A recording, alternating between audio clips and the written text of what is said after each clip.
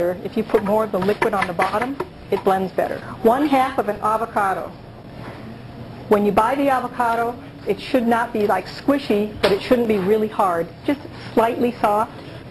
And we're just going to scoop half of it in here. 1/4 cup of carob powder. Now I'm using something different than carob powder tonight. I'm going to be using this raw cacao in this recipe. It calls for the frosting, 1/4 cup. So measure out 1½ tablespoons of honey. Again, I'm vegan and I don't use honey. I always substitute. When I substitute for honey, I substitute raw agave.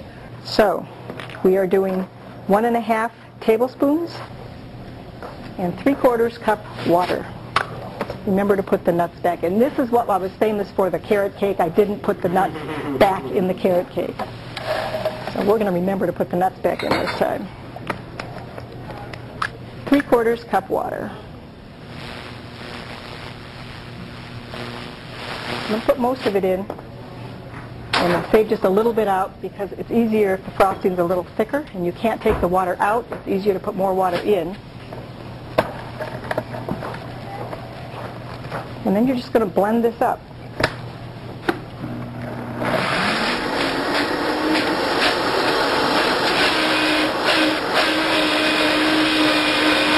Put this in the fridge and let it cool down just a little bit.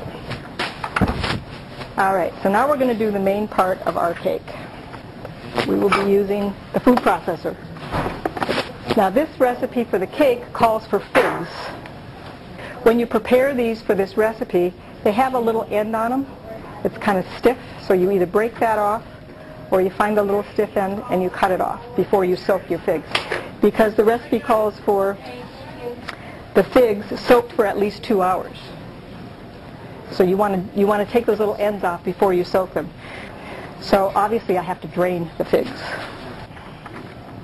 Place all the figs in the food processor.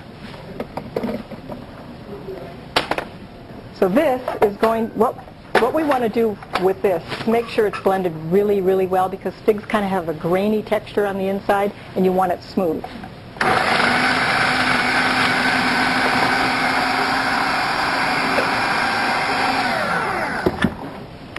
Now it also calls for 2 cups of walnuts. What I'm going to do is I'm going to go ahead and grind up these walnuts a little bit in this other, simply because they will blend in just a little bit better. So it calls for 2 cups of walnuts.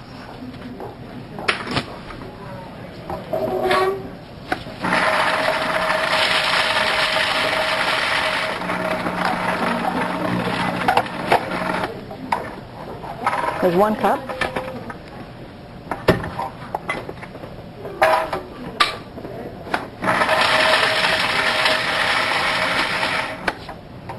Vitamixes are wonderful. You can grind, mix, chop. You can do pretty much anything with Vitamix. Okay.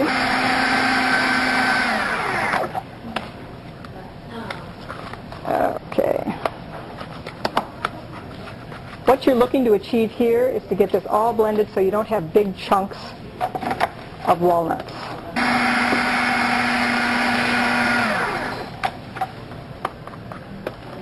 Can you see how smooth that's getting?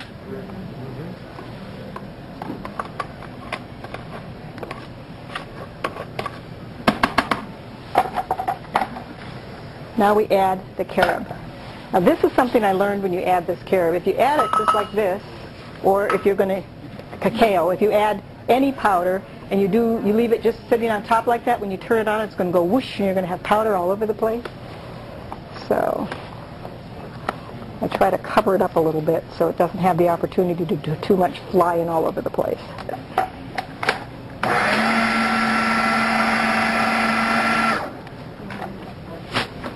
Wow. It's looking really good. And then you scrape the sides down to make sure you've got all your cacao or your carob. Give it 1 more whirl. You can see how sticky. Very, very sticky. Very thick.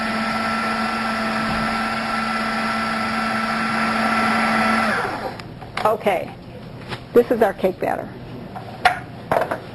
Now, this is the part that I use gloves for. You see how thick that is?